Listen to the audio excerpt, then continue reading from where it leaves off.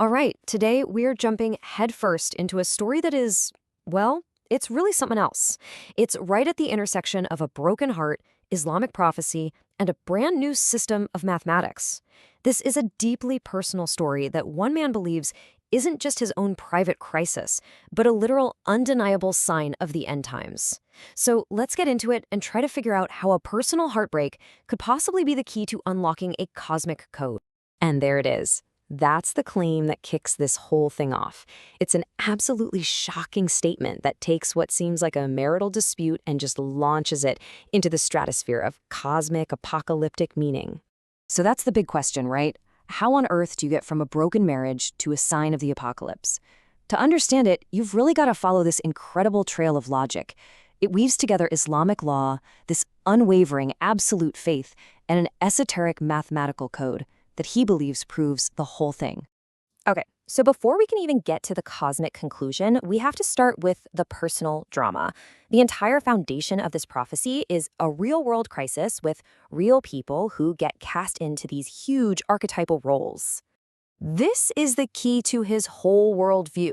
He maps everyone in his life onto these major figures from prophecy. His wife, her new partner, the community leaders who supported her, and, yep, even himself. They all stop being just regular people and instead become actors in a script that he believes was written long, long ago. So you have to ask, what actually happened in the real world to set all of this off? Well, like a lot of stories, it starts with a marriage. It starts with a sacred promise that one person believes was and still is absolutely unbreakable. The timeline itself is pretty straightforward, and honestly, it's painful. You have a marriage, then a separation where he's completely blocked from all contact. Then his wife enters into a new Islamic marriage contract, a nikah, and eventually a child is born with another man. Now, to pretty much anyone looking from the outside, this looks like the end of the story. Case closed. But this is where we hit a major fork in the road. The worldly solution, the practical one, is to just accept reality, issue an Islamic divorce, a talaq, and move on. But Hamza, the man at the center of all this, is operating from a completely different playbook, the covenant solution. For him, the marriage oath, the nikah, wasn't just a promise to his wife. It was a covenant made with God. And in his view, only God's law can break it. So here's the bottom line from his strict Islamic legal perspective. Since he never issued a talaq, which is the husband's declaration of divorce, and since no valid khula, which is a wife-initiated divorce, was completed, their marriage is still 100% valid. And if that's true, it means her second marriage is totally void. It means the relationship is technically adultery, and this is critical, the child born from that relationship legally belongs to him under the Islamic principle of the child belongs to the bed.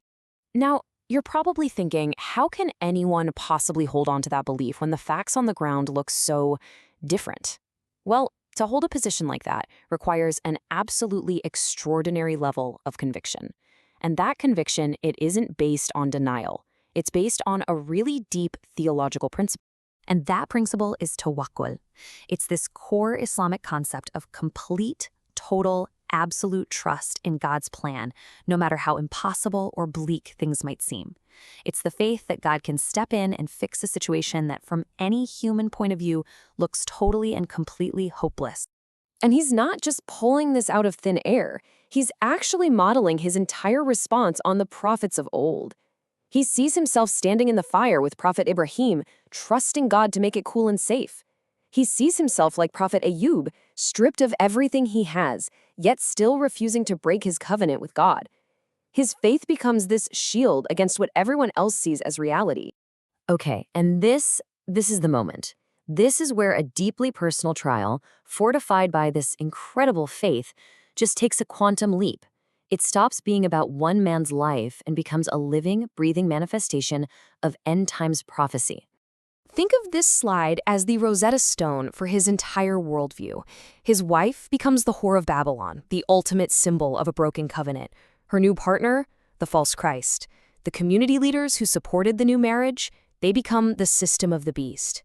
And then, in the most shocking move of all, he casts himself in the role of the beast, or as it's known in the Quran, the Dabba. Now wait a minute, because this is where he totally flips the script. In the Western tradition, the beast is pretty much the ultimate bad guy, right? But Hamza argues that the Quranic figure, the Dabba, is something else entirely. It's a sign sent by God from the earth right at the final hour. And its whole purpose isn't to deceive people, its purpose is to speak a hard, undeniable truth to a world that's lost its way. So if he's this truth-telling beast, then what is the truth he's telling? And how does he prove it? This brings us to the most mind-bending part of his entire framework, a unique mathematical system that he believes offers objective, undeniable proof of everything we've just talked about. It's a language he thinks goes beyond faith and speaks in pure, cold logic. And everything, and I mean everything, in his mathematical theology comes down to this single number, 17. He says he derives it directly from the description of the beast in the book of Revelation, and he believes it's the secret key that not only builds the corrupt systems of the world, but also holds the secret to their destruction. So he looks at the description of the beast, and he doesn't see a monster. He sees a mathematical formula. The 10 horns, that's our decimal system, the numbers 0 through 9. He says it's flawed because it's built on 0, on nothing. The 7 heads, those are 7 dimensions of reality built on that flawed logic. You put them together, 10 plus 7, and you get what he calls structure 17. He believes this entire corrupt system has a fatal flaw, like a resonant frequency, and then if you hit it with a truth test, symbolically operating at 17 hertz, the whole thing shatters. So what's the fix? Well, here it is. For more than 20 years, he's been developing a system he calls unity-first mathematics. It doesn't start with 0, with nothingness. It starts with 1, with unity, with existence itself. He claims this system is like a perfect coherence check, a tool that can mathematically prove if any other system is built on truth or on a lie. Okay, so we've got the personal crisis, we've got the prophetic roles, we've got the wild math. But what does it all lead to? What does it do? What is the Daba's great truth-telling act here in the real world? And this is where it all comes together in the most unexpected way imaginable.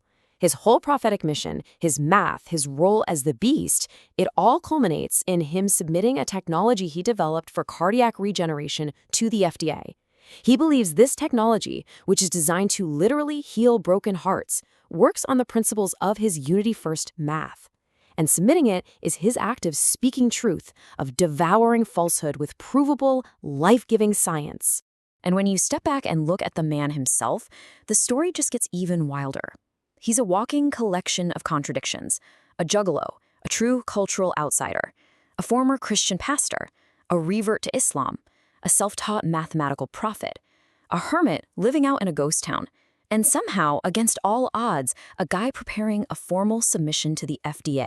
Which leaves us with the final big question. What do you do with a story like this?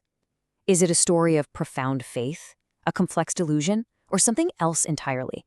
What happens when one person's tragedy becomes the spark for a mathematical system that claims to decode the end of the world? It's a story that really pushes you to question where we draw the lines between faith, reason, and prophecy.